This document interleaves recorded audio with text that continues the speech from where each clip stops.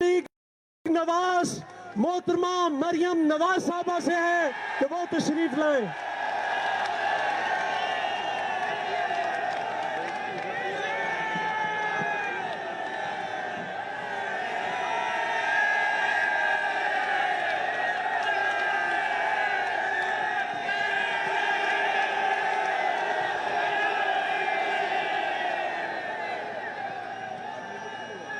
बिस्मिल्लाहिर्रहमानिर्रहीम। मुल्तान के मेरे बहादुरों, बुजुर्गों, भाइयों, बेटों, माओ, बहनों और औलियाए अल्लाह की सरजमीन वालों, आपको मोहम्मद नवाज शरीफ, मोहम्मद शहबाज शरीफ और मरियम नवाज की तरफ से अस्सलाम अलैकुम। भाई मुल्तान वालों,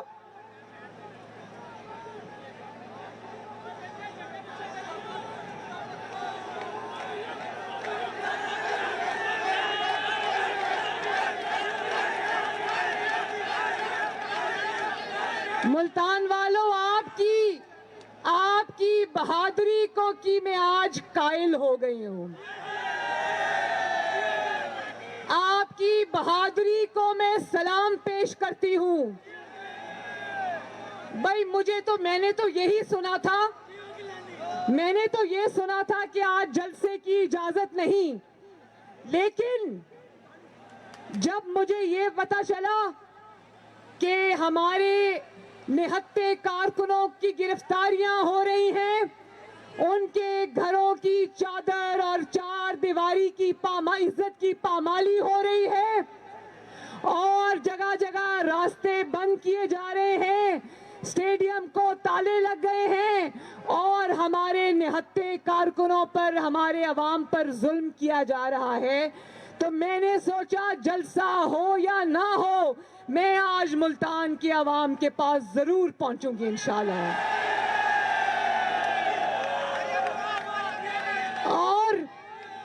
और जब मैं मुल्तान पहुंची, मुल्तान के मेरे भाइयों, बुजुर्गों, बहादुरों, जब मैं मुल्तान पहुंची तो अभी मैं मुल्तान में एंटर नहीं हुई और मुल्तान में जलसे का आगाज हो चुका था। तुमने एक जलसा गाह बंद की, मुल्तान की गली गली, सड़क और हर मोहल्ले में आज जलसा हुआ है। तो मुल्तान वालों, शाबाश, तुमने आज इमरान खान को भगा दिया है, मार मार के भगा दिया है। और वो कहते हैं ना, अभी तो मैं मुल्तान आई हूं, जेड़े वेले मुंह साडा मुल्तान आए पासे हाई ना ते कम दे पेन हन, जेड़े वेले मुंह साडा इस्लामाबाद अल थेसी तो अदा की थेसी।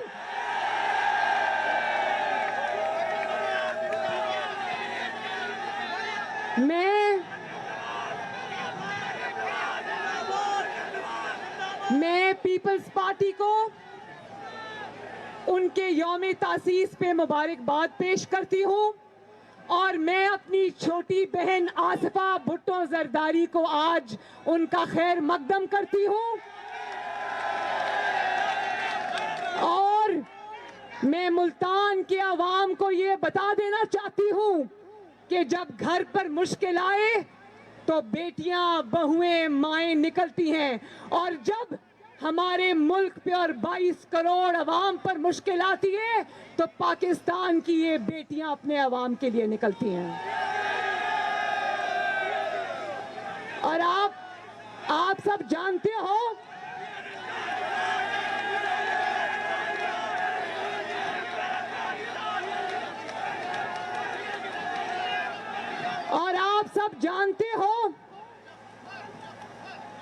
आप जानते हो ना कि नवाज शरीफ पर आज फिर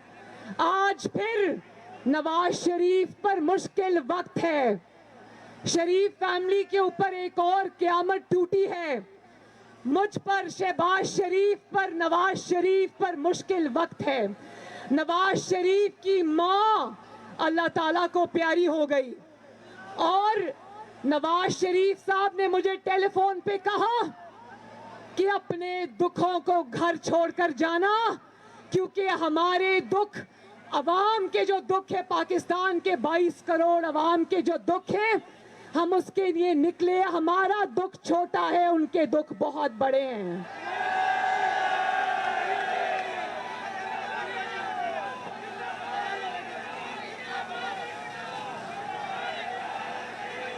उन्होंने कहा, नवाज शरीफ साहब ने मुझे कहा, मुल्तान के मेरे बहादुरों, शेरों,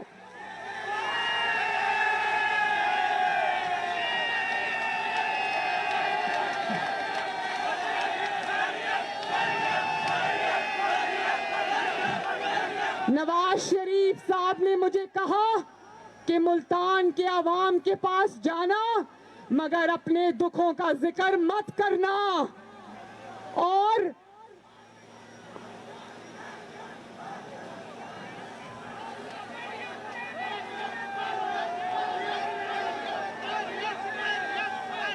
उन्होंने कहा, नवाज शरीफ ने कहा कि आवाम के दुखों के ऊपर अपने जाती दुख कुर्बान।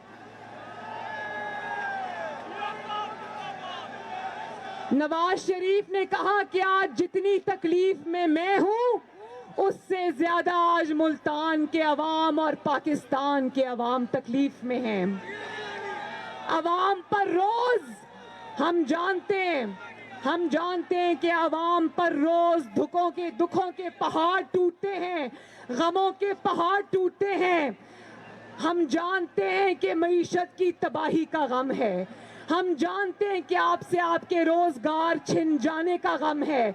हम जानते हैं कि आज रोटी 30 रुपए हो जाने का गम है।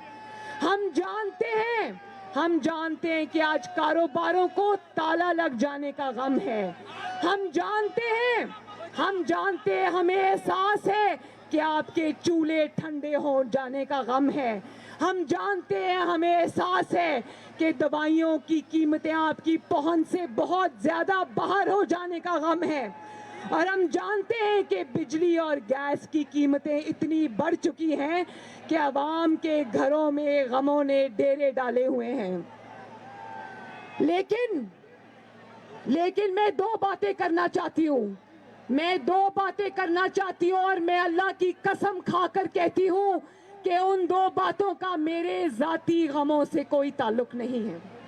दो बातें करना चाहती हूँ। कहते हैं ना, मुल्तान वालों, आप इज्जत वाले लोग हो, आप गैरत वाले लोग हो। ये कहते हैं ना कि अगर अल्लाह ताला दुश्मन भी किसी को दे तो ज़र्फ वाला दे। हमारा अलमिया ये है कि हमें दुश्मन भी मिला तो कम ज़र्फ मिला। मेरी दादी का जब इंतकाल हुआ तो मैं पेशावर के जलसे में बैठी हुई थी और वहां पर फोन सर्विसेज बिल्कुल बंद थी। मेरी दादी के इंतकाल को 2.5 घंटे का अरसा गुजर गया और ये जाली हुकूमत जानती थी कि मुझे इत्तला नहीं पहुंची अपने दादी की मौत की, लेकिन इनको तौफीक नहीं हुई कि ये इत्तला मुझे पहुंचा देते। मेरे वालिद, मेरे भाई बहन लंदन से और मेरे बच्चे लाहौर से मुझे पागलों की तरह फोन करते रहे, लेकिन क्योंकि फोन सर्विसेज बंद थी वो इत्तला मुझ तक नहीं पहुंच सकी। और फिर दिमागों में ये ना अहल नहीं है, सिर्फ ना अहल नहीं है, इनके दिमागों में जो गलाजत भरी है। जब मेरी माँ बिस्तरे मर्द पे थी तो ये पीटीआई वाले आईसीयू का दरवाजा तोड़कर मेरी माँ के कमरे में घुस गए और उनकी तस्वीरें बनानी शुरू कर दी। और इसी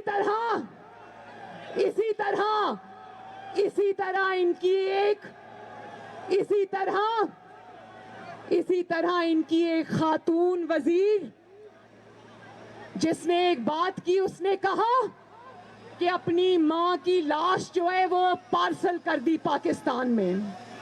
तो मैं ये कहना चाहती हूँ, मैं ये बताना चाहती हूँ कि नवाज शरीफ जैसा फर्मा बरदार बेटा मुझे पहले पूरे पाकिस्तान में ढूंढ के तो ला कर दो।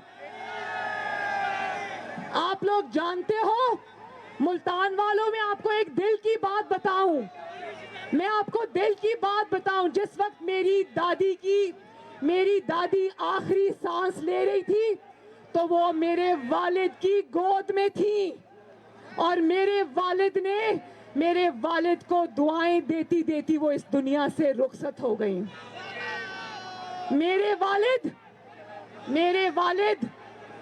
मेरे वालिद वहां लंदन में काउंटी क्रिकेट नहीं खेल रहे थे जो मरती हुई मां के पास ना आते।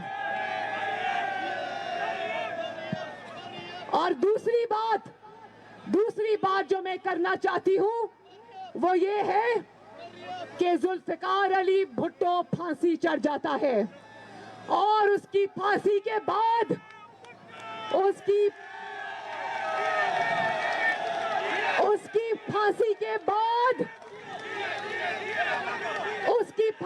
बाद उसके घर वालों को, उसके खानदान को उसका जनाजा पढ़ने की इजाजत नहीं दी जाती।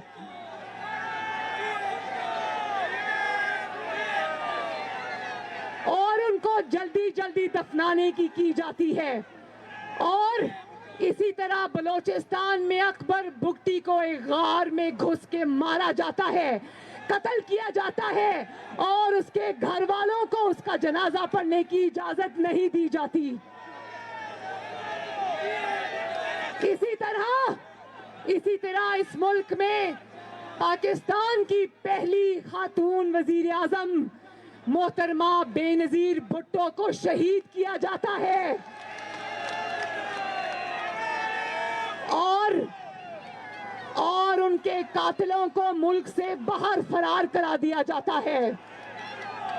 और एक और मुल्क का मुंतखब वजीर आजम, मैं इस बात की, मुल्तान के भाइयों, मैं इस बात की गवाह हूं कि जब जिला वतनी के दौर में मेरे दादा का इंतकाल हुआ तो वहां से मेरे वालिद को यहाँ पाकिस्तान आके जनाजा पढ़ने की इजाजत नहीं दी गई।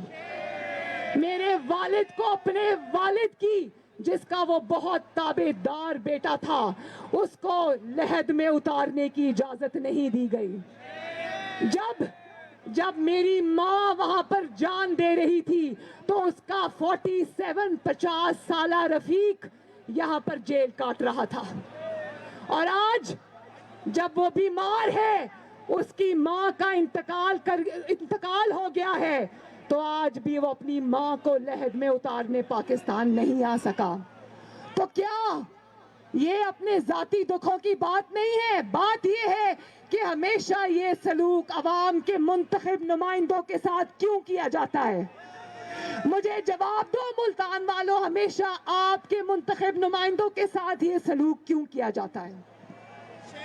और दूसरी तरफ 10-10, 20-20 साल बंदूकों के जोर पे हुकूमतें की जाती हैं, आइन को तोड़ा जाता है, पाकिस्तान के अवाम के ऊपर मजालिम ढाए जाते हैं। लेकिन क्या, मुझे बताओ, क्या मुशर्रफ को एक दिन भी जेल में रख सका कोई? मुल्तान वालों हाथ उठा के बताओ, क्या कोई भी, किसी ने देखा कि मुशर्रफ को एक दिन भी जेल हुई हो? ना सिर्फ ये कि उसको जेल नहीं हुई, बल्कि उसको रातों रात पाकिस्तान से फरार कराकर लंदन पहुंचा दिया गया। और किसी अदालत में इतनी जुर्रत है कि मुशर्रफ को खींच के पाकिस्तान वापस लेकर आए? बोलो, किसी अदालत में इतनी जुर्रत है? तो ये सवाल मैं आज मुल्तान के अपने गयूर अवाम के पास छोड़कर जा रही हूँ कि हमेशा ये सलूक आपके मुंतखब नुमाइंदों के साथ क्यों होता है? क्या कसूर था यूसुफ रजा गिलानी का, कासिम गिलानी का, हैदर गिलानी का?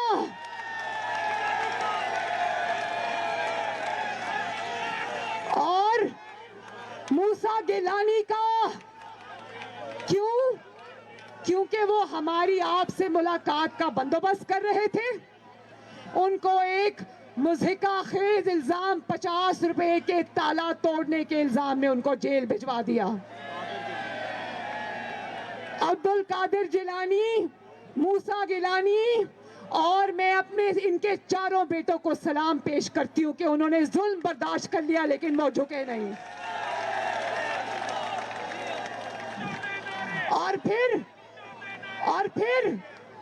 और फिर गयूर अवाम, मुल्तान के गयूर अवाम ये इतना बुज़दिल है कि अब कोरोना के पीछे छुप रहा है। मुझे समझ आ रही है कि ये कोरोना नहीं है, ये हुकूमत जाने का रोना है।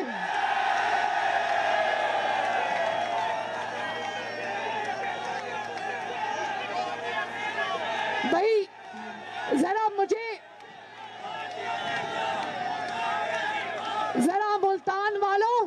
मुल्तान वालों जरा मुझे जवाब देना मुल्तान वालों को, ये कितना समझदार कोरोना है, कितना समझदार कोरोना है कि जलसे के बाहर खड़ा हो जाता है। अगर तो वो ऑपोजिशन का जलसा है तो वो अंदर आ जाता है और अगर वो हुकूमती जलसा है तो वो बाहर से वापस मुड़ जाता है। पहले पूछता है ये कोरोना पहले पूछता है कि पीडीएम का जलसा है, नून लीग का जलसा है, पीपल्स पार्टी का जलसा है तो मैं अंदर आ जाऊं और अगर हुकूमती जलसा है तो मैं बाहर से वापस चला जाऊं।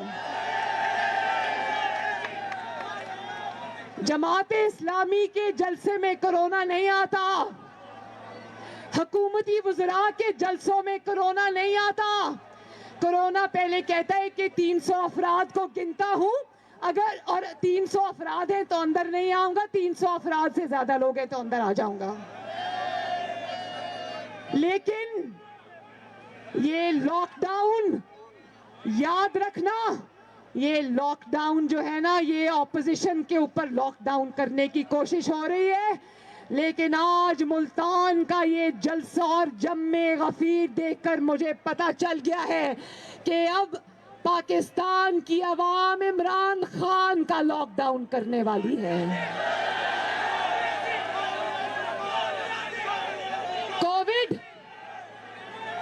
कोविड 18 से पहले, ठहर जाओ,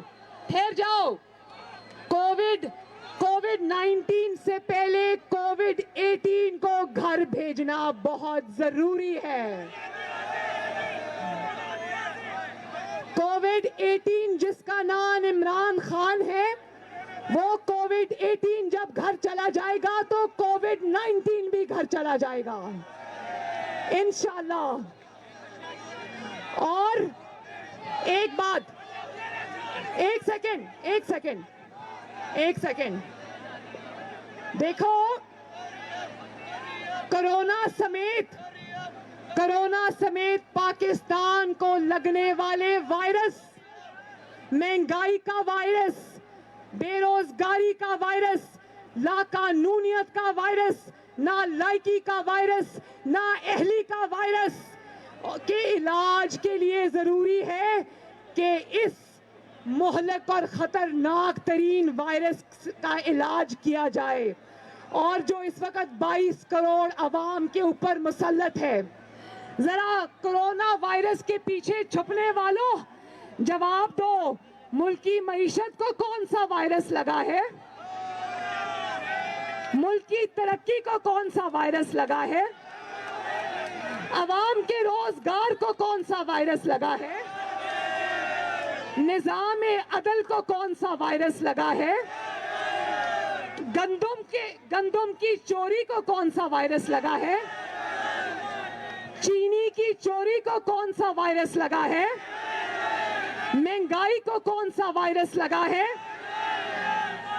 मैं जानती हूं मुल्तान वालों के उस वायरस का नाम मुल्तान की आवाम जानती है। जरा बताओ, जो जरा एक मिनट, एक आवाज में मुझे बताना कि मुल्क को जो वायरस लग गया है उसका नाम क्या है। आवाज नहीं आई, फिर से बताएं।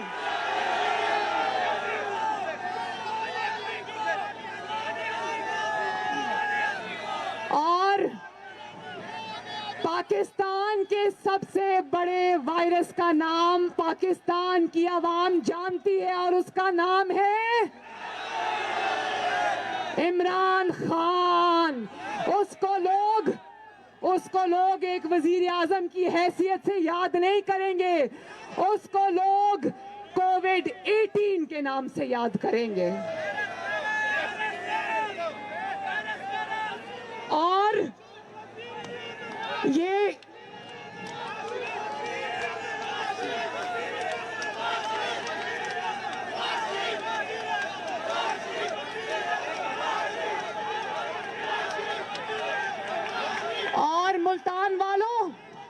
मुल्तान वालों मुझे एक और जवाब चाहिए।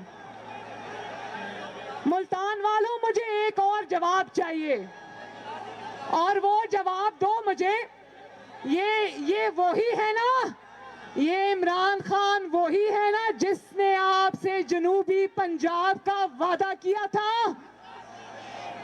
क्या वो वादा पूरा हुआ? क्या वो वादा पूरा हुआ? क्या जनूबी पंजाब का वादा पूरा हुआ? वो जो पहाड़ी के ऊपर लोग बैठे, मुझे बताएं, क्या जनूबी पंजाब का वादा पूरा हुआ? अब जो मेरी लेफ्ट हैंड साइड पे, वो बताएं, क्या जनूबी पंजाब का वादा पूरा हुआ? तो मैं आपको ये बताना चाहती हूं कि आज 2.5 साल के बाद अवाम ये जान चुकी है कि तुम्हारे हर वादे की तरह तुम्हारा जनूबी पंजाब सूबा बनाने का वादा भी एक फ्रॉड था। तुम्हारा जनूबी पंजाब बनाने का वादा भी एक फरेब था। तुम्हारे हर वादे की तरह तुम्हारा जनूबी पंजाब बनाने का वादा भी एक झूठ था। भाई, जब इलेक्शन होने वाले थे,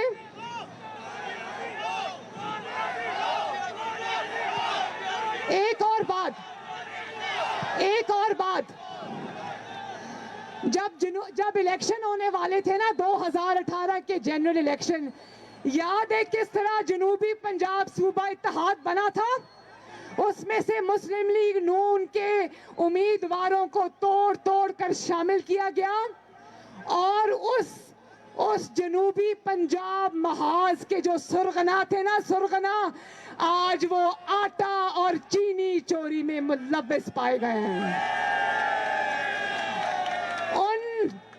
उन लोटों के नाम जानते हो ना? तो वादा करो, अपनी बहन मरियम नवाज शरीफ से वादा करो कि आइंदा लोटों के झांसे में नहीं आओगे, आइंदा झूठे लोगों के झांसे में नहीं आओगे, ये झूठे वादों पे एतबार नहीं करोगे, इंशाल्लाह इंशाल्लाह। अच्छा, जरा ये भी बताना, जिस पे मैं खड़ी हो जाऊं कुछ भी नहीं है ना। अच्छा, एक बात और बताना, आपकी मुल्तान की रैपिड बस कैसी चल रही है? आपकी जो नवाज शरीफ और शहबाज शरीफ ने मेट्रो बस बनाई थी, कैसी चल रही है? अच्छी चल रही है ना? धक्का तो नहीं लगाना पड़ता ना? भाई, पेशावर के अवाम के साथ मुझे हमदर्दी है। पहले कहता था मेट्रो बस कभी नहीं बनाऊंगा, जंगला बस कहता था, फिर पूरी अवाम ने देखा कि ना सिर्फ उसने थूक कर चाटा, मेट्रो बस बनी, भाई वो बस चल कम रही है, जल ज्यादा रही है। और 10 रुपए की टिकट का वादा करने वाला 250 रुपए की टिकट दे रहा है और लोगों को कहता है कि उतरो और पेशावर की मेट्रो बस को धक्के लगाओ। मुझे तो रोज ये डर लगा रहता है कि खुदा न खास्ता पेशावर में कोई हादसा ना हो जाए। मैं रोज दुआ करती हूँ कि पेशावर के अवाम को अल्लाह ताला पीटीआई की हुकूमत से महफूज रखे, लेकिन यही दुआ मुल्तान वालों में आपके लिए भी करती हूँ और यही दुआ मैं पूरे पाकिस्तान की 22 करोड़ अवाम के लिए भी करती हूँ, क्योंकि वही अनाड़ी पाकिस्तान की ड्राइविंग सीट पर बैठा है। वही अनाड़ी और नालायक और नाअहल पाकिस्तान की बस चला रहा है। और सब सिलेक्टर्स, सब तो नहीं, दो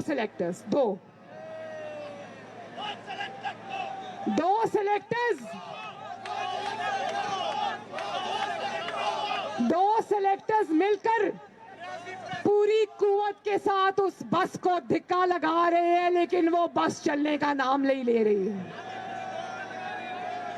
और फिर एक और बात, जो मीडिया पे जिसका बड़ा प्रचार किया जाता था, कहते थे कि इमरान खान बंदा ईमानदार है। भाई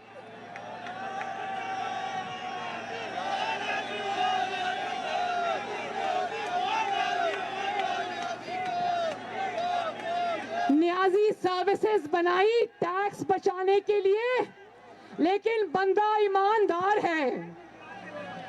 और अलीमा बाजी ने सिलाई मशीन से अरबों रुपए कमा लिए, लेकिन बंदा ईमानदार है।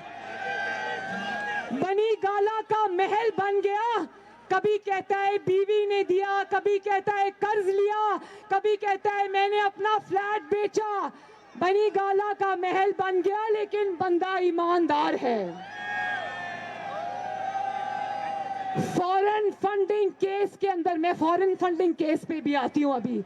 फॉरेन फंडिंग केस के अंदर 6 साल से भागा हुआ है, 6 साल से मफरूर है, लेकिन बंदा ईमानदार है।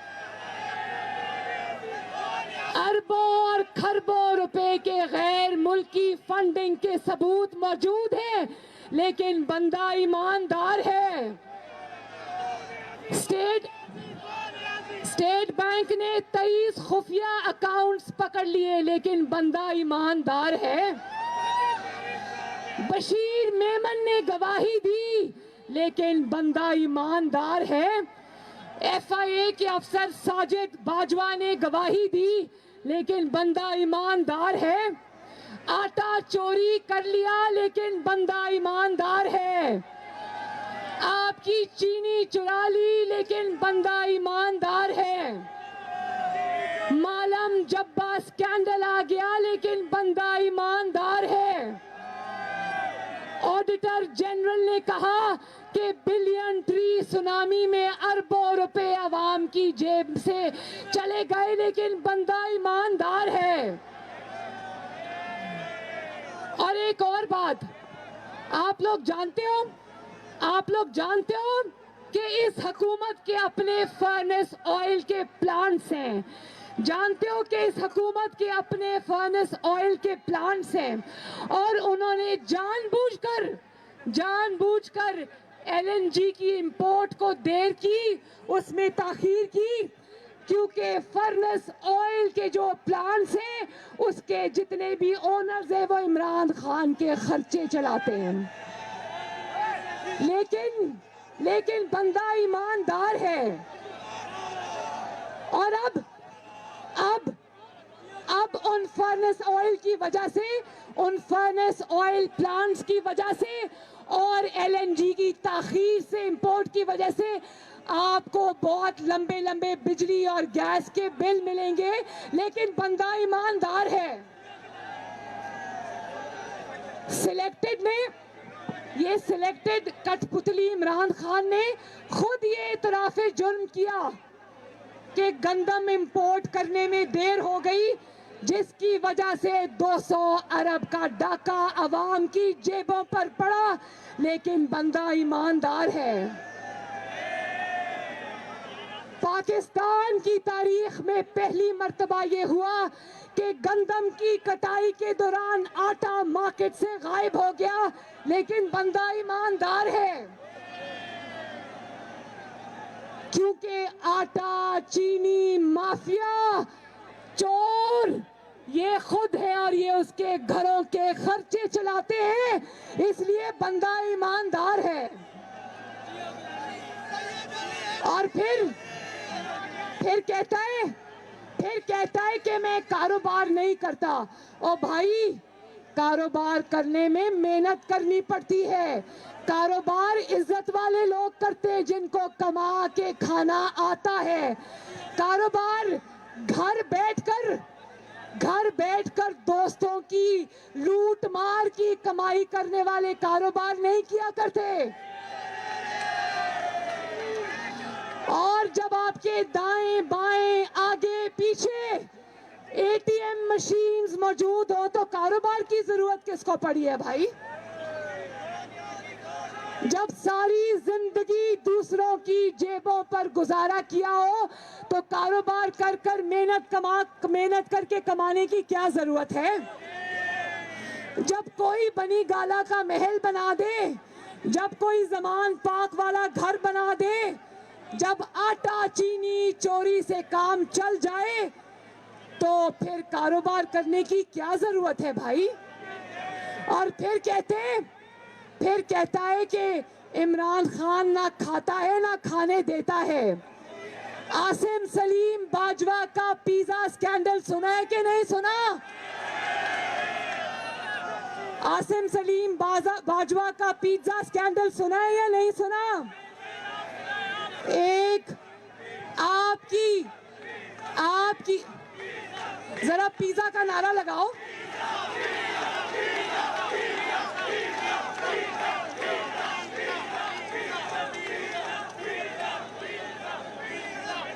वो जो सरकारी मुलाजिम जो आपके टैक्स से पैसे और तनख्वाह लेता था, उसने अचानक अरबों रुपए के असासे बना लिए, और वो जब इस्तीफा देने आया तो उसको कहता है नहीं, तुमने इस्तीफा नहीं देना क्योंकि तुम्हारी जरूरत है मुझे मतलब है।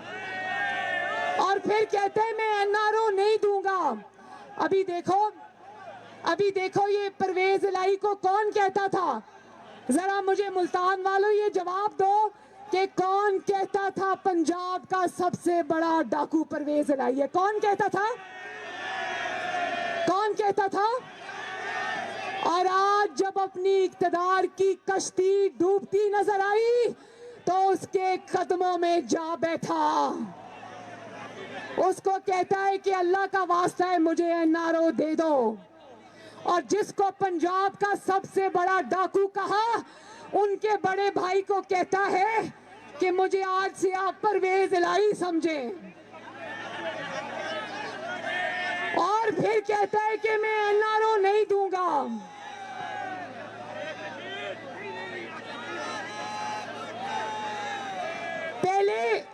पहले माफिया से चंदे लेता है और फिर उनको अवाम की जेबों पर लूट मार की इजाजत देता है। एनआरओ भी देता है, खाने की इजाजत भी देता है, और जो सरकारी अफसर उसको कहता है कि ये तुम गलत कर रहे हो, उसको उठा के बाहर फेंकता है। वैसे 4 बकरियां इमरान खान की, लेकिन चुपके 15 करोड़ का फ्लैट खरीद लेता है, लेकिन खाता है ना खाने देता है। मास्क चोरी, जब जब कोविड-19 आया तो मास्क की डिमांड बढ़ी, इनके लोगों ने मास्क गायब कर दिए मार्केट से और फिर महंगे करके वापस बेचने की कोशिश की और उन्हीं को अपना वजीर और मुशीर बना दिया। जब उनसे पूछा गया तो उन्होंने कहा कि हमें इमरान खान ने ये करने को कहा था। ना खाता है ना खाने देता है। और अब एक मिनट, अब एक बहुत जरूरी बात है, वो आपके लिए भी उतनी जरूरी है, मेरे लिए भी उतनी जरूरी है। जिस तरह ये कश्मीर का मुकदमा हार के आ गया, जिस तरह ये कश्मीरियों का मुकदमा हार के आ गया, जिस तरह ये कश्मीर को मोदी की झोली में फेंक कर आ गया, उसी तरह मेरे भाइयों, मुल्तान के गैरत वाले मेरे भाइयों, आज पाकिस्तान में इस्राईल को तस्लीम करने की बात शुरू हो चुकी है।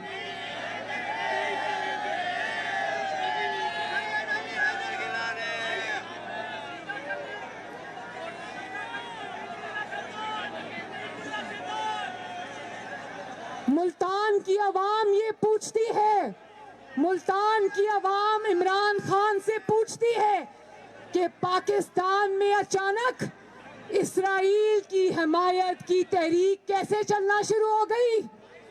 ये मुहिम कौन चला रहा है? इसके पीछे कौन है? और पाकिस्तान की आवाम ये जानना चाहती है कि क्या इस्राईल के हक में चलने वाली मुहिम के पीछे भी सिलेक्टेड और सिलेक्टर्स एक ही पेज पे हैं या नहीं?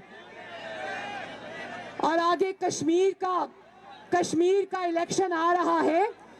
इसने कश्मीर न सिर्फ मोदी की झोली में फेंक दिया, बल्कि कश्मीरियों के खिलाफ गद्दारी के पर्चे कटवाए।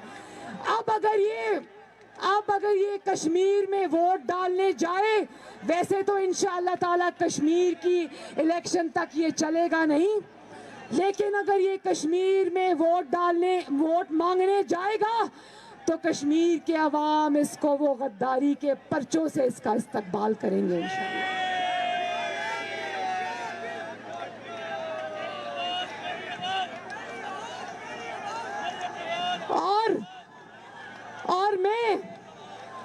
और मैं मुल्तान के अवाम के साथ मिलकर आज हम सुप्रीम कोर्ट ऑफ पाकिस्तान और इलेक्शन कमीशन ऑफ पाकिस्तान को ये रिक्वेस्ट करते हैं कि इस चीज पे तवज्जो दो कि 6 साल से ये फॉरेन फंडिंग के मुकदमे के ऊपर सांप बनकर क्यों बैठा है। अवाम को बता दो। जब आपको ये पता चल गया ना, मुल्तान के मेरे भाइयों, जब आपको ये पता चल गया कि ये फॉरेन फंडिंग का मुकदमा क्यों चलने नहीं दे रहा आगे, क्यों इदारों को इस्तेमाल करके ये फॉरेन फंडिंग का केस रोक कर बैठा है, और किस ने बाहर के मुल्क से इसको अरबों रुपए दिए हैं, वो बहुत बड़े सबूत हैं। अगर वो अवाम के सामने आ गए तो अवाम को पता चल जाएगा कि इस्राईल के हक में आज जो मुहिम चला रहे हैं उसके पीछे कौन है।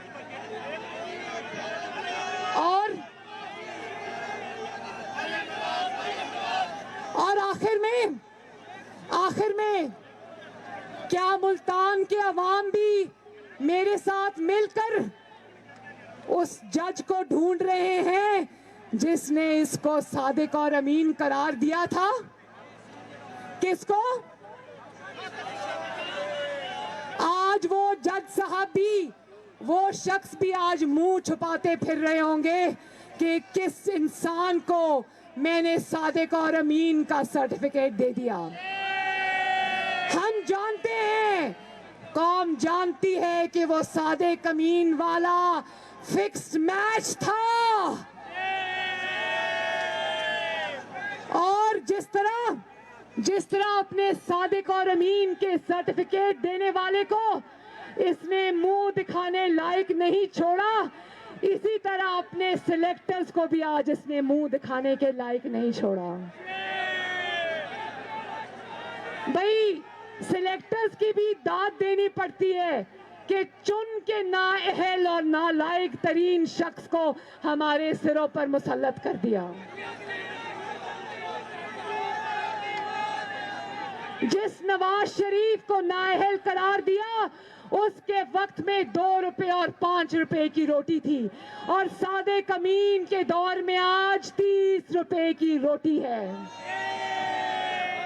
जिस नवाज शरीफ को नाअहल करार दिया उसके दौर में 50 रुपए की चीनी थी, आज 120 रुपए की चीनी मिल रही है। जिस नवाज शरीफ को नाअहल करार दिया उसके दौर में 30 रुपए किलो आटा था, और आज इस सादिक और अमीन के दौर में 90 रुपए किलो भी आटा नहीं मिल रहा आवाम को। जिस नवाज शरीफ के दौर को तुमने नाअहल करार दिया था उसके दौर में मजदूर और गरीब पेट भर के खाना खाता था। इस सादिक और अमीन के दौर में गरीब भूखे पेट सोता है। और अब आखिर में पीडीएम की तहरीक, इस हुकूमत को घर भेजने की तहरीक अपने आखिरी मराहिल में दाखिल हो चुकी है। नवाज शरीफ की बेटी का न सिर्फ मुल्तान के गयूर अवाम से वादा है, बल्कि पाकिस्तान के 22 करोड़ अवाम से वादा है कि आपको मुश्किलात से निकालने के लिए आपके घरों में इंशाअल्लाह ताला जो चूल्हे हैं वो दोबारा से जलाने के लिए, आपके घरों की और मोहल्लों की और मुल्क की रौनकें आबाद करने के लिए मुझे अगर जेल भी जाना पड़े तो मुझे कोई परवाह नहीं है।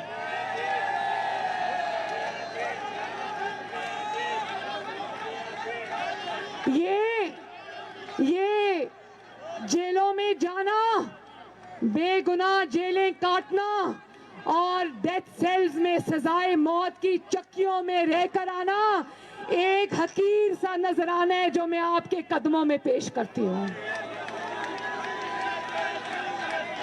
इससे पहले कि पीडीएम पाकिस्तान डेमोक्रेटिक मूवमेंट अपने अगले लाहे अमल का ऐलान करे, इससे पहले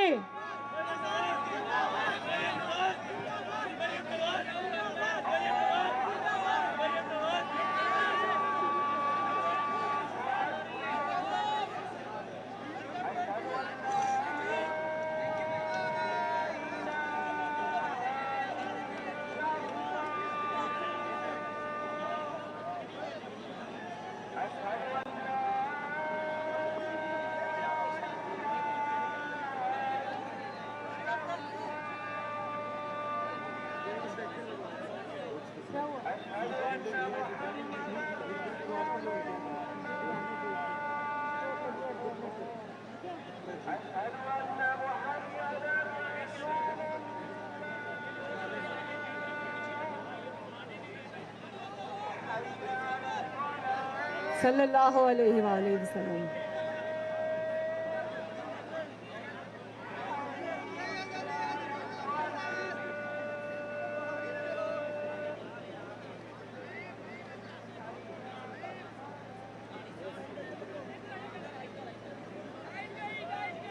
लाइट गई, ये माइक तो चल रहा है भाई।